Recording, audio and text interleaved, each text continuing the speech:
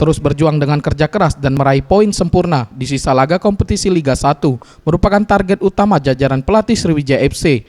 Salah satunya Kate Kayamba Gams yang saat ini menjadi pelatih.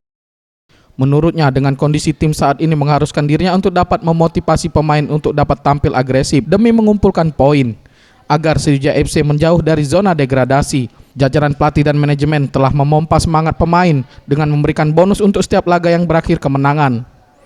Namun hal ini tentunya harus diwujudkan dengan kerja keras agar dapat meraih kemenangan tersebut. Jalankan tugas dari pelatih hari ini. Saya datang di sini karena saya pikir saya bisa bantu mereka keseluruhan, bukan lini serang atau lini belakang. Kondisi tim saat ini semua pemain telah bertekad untuk membawa Sriwijaya FC untuk menjauh dari zona degradasi. Namun perbaikan antara lini yang saat ini menjadi kendala tim harus segera diperbaiki sehingga Sriwijaya FC dapat kembali performa di puncaknya. Tim Liputan Sriwijaya TV.